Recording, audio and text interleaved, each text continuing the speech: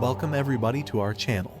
After an hour of escaping, the 6 escaped prisoners had escaped to a far distance and reached the state of North Carolina. They were driving the stolen prison van and were very happy. At that moment, a police officer in his car passed by them, thinking they were policemen and that they were transporting prisoners. He greeted them and did not suspect anything. This is because the news of their escape had not yet reached the other state. After that incident, they became nervous and scared, and they remembered that they had to get rid of the guards' clothes they were wearing and the prison van they were driving, because this could lead to their discovery and arrest. They began arguing among themselves about how to get rid of the car and where to go. One of them suggested that they look for a forest, then go there and put the car there among the bushes. But the problem is that this could take a long time.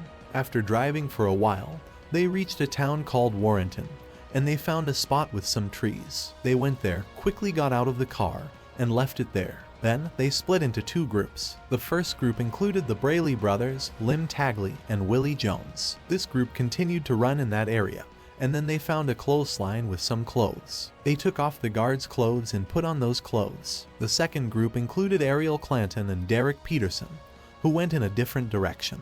At that time, it had been 3 hours since the escape, and the news of the escape had spread and reached the state of North Carolina. A police car was driving near the area where they had left the prison van. The officer saw it, stopped, and reported it. Then, police officers arrived and approached it cautiously, but they did not find anyone inside. The car was 50 kilometers from the prison. This means outside the scope of the search. After that, the news reached the security agencies in the state of Virginia. The search was then transferred to North Carolina, specifically to the town of Warrenton. The search became a joint operation between the security agencies of North Carolina and Virginia. Also, since the prisoners were outside the borders of Virginia, this means that the case has become a federal case. Therefore, FBI was called in to investigate. Then, the search operation was launched in this area. The news was also published in all states that 6 convicted murderers had escaped from prison. The security agencies of all states were also alerted to be prepared and vigilant, as it was possible that they could escape to another state. The police also set up a dedicated hotline to receive any reports about the escaped criminals. At around 5 a.m., a report was received from a person who said that his car had been stolen. The police immediately went to him and asked for a description of the car. He told them that it was a blue pickup truck with a little red at the back, and gave them the license plate number. He also told them that the tank was full of fuel. This meant that if the escaped prisoners were the ones who stole the car, they would be able to travel far. This meant that the scope of the search had to be expanded significantly. The police then published a description of the car everywhere. After sunrise, the search operation continued, but no trace of them was found. Many checkpoints were also set up on the roads, especially around Warrenton. Every car that passed was searched. A budget was also allocated, and all security personnel were recruited to participate in the search. However, despite all of this, nothing was found. On the other hand, the citizens of Warrenton and the surrounding areas became very scared and afraid of meeting any of those criminals. This was especially after the media published stories about the brutal crimes they had committed. This led to citizens flocking to gun stores and buying guns and ammunition in large quantities until they ran out of stock at the stores. When police officers tried to gather information from citizens, they refused to cooperate with them. This was because they knew that the criminals had disguised themselves as guards during their escape from prison. As a result, they became afraid even of the police. As a result, many families closed the doors of their homes and refused to open them to anyone. The police helped them by going to the stores on their behalf and buying groceries for them. As for the investigations, many reports were received by the police from people who claimed to have seen one of the escaped prisoners. Even with all the officers responsible for receiving the reports, they were unable to respond to all of them. On the same day, that is, one day after the escape, something unexpected happened. Ariel Clanton and Derek Peterson were walking the streets in broad daylight. Ariel Clanton was also wearing the prison guard's jacket, but he had removed the logos from it. They then entered a laundromat because they were carrying some food and were looking for a place to eat it. At the same time, a police car passed by, with the commander of the emergency team at the Mecklenburg prison inside. The commander saw Ariel's prison jacket through the window of the laundromat, and immediately recognized it, even though it was without the logos. He and the officer with him got out of the car, drew their guns, and entered the laundromat. They ordered Ariel and Derek to raise their hands and then arrested them.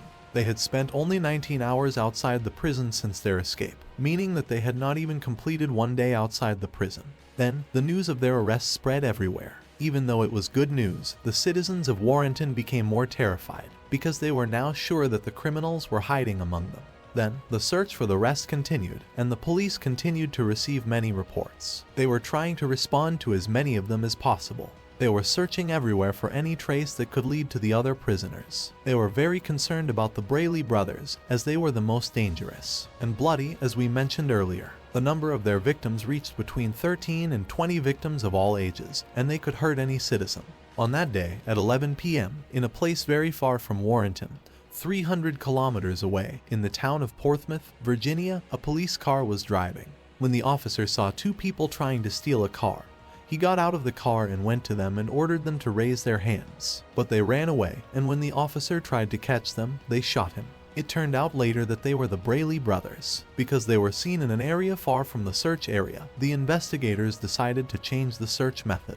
They were convinced that the prisoners had escaped to very distant areas. After that, they decided to monitor the families and relatives of the escaped prisoners. They reviewed the call records of the Braley brothers in prison and found that most of the numbers and calls were random and had no connection to the Braley brothers. The investigators then reviewed the call records from the telecommunications company and found that the person they contacted the most was their uncle. They decided to monitor him, so they assigned a special team to secretly monitor his movements. During these days, the other prisoners, Lim Tagley and Willie Jones, were planning to escape to Canada. They had reached the state of Vermont, which borders Canada. While they were driving the car they were riding, the fuel was about to run out, so they stopped in one of the forests and agreed that one of them would stay there, and the other would go to fill the car's tank. Willie Jones stayed hidden and Lim Tagley went to fill up the fuel. But the problem is that they didn't have any money. Therefore, Lim Tagley went to a souvenir shop that was nearby. When he arrived, he got out of the car and entered the shop. He spoke to the owner of the shop, and then pulled out a knife and ordered her to give him all the money she had. She gave him the money, and then he took it and left. But the owner of the shop was able to see the car and the license plate number that he was riding in. It was the same pickup truck that was stolen from the town of Warrenton shortly after the prisoners escaped. After the owner of the shop saw the car, she immediately called the police. Lim Tagley had gone to fill up the fuel and then returned to his friend to go to Canada. But while he was driving the car after the report was filed, he saw a police car driving in the opposite direction. He sped off to escape. The police officer quickly turned the car around and contacted other police cars and informed them of the street they were on. The pursuit began. Another police officer went in a different direction. Then he stopped and blocked the road with his car and stood behind the car, pointing his weapon in the direction from which Lim Tagley would come. He was very tense because he knew that Lim Tagley was a dangerous criminal and might not stop and try to run him over. Therefore, the police officer was ready to fire a shot if he did not stop. But when Lim Tagley reached the police officer, he stopped and raised his hands and surrendered. He was then arrested. The next day, something completely unexpected happened. Willie Jones called the emergency and told them his name and said that he was a fugitive prisoner and was sentenced to death. He said he wanted to turn himself in. The dispatcher who answered his call was surprised. She then asked him where he was. He described the place to her because he didn't know it exactly, but the dispatcher was able to identify the place from that description. She then told him to stay in place and that a patrol would be sent to arrest him. Indeed, a police patrol was sent. When they arrived at that place, they saw from afar that Willie Jones was waving at them. They approached him and he told them that he was unarmed. But the police went to him with caution and searched him and then arrested him. When the investigators began to investigate him, they asked him why he turned himself in. He told them that he had been hiding in the forest and he was feeling very hungry, and the insects were biting him all over his body. He was waiting for Lim Tagley, but after a whole day had passed he didn't come back. He thought that something might have happened to his friend, or that he had gone to Canada alone. He did not know what to do, and he was no longer able to bear it, so he decided to surrender. After he was arrested, he discovered that the Canadian border was close to the place where he was, and that he could have reached it on foot.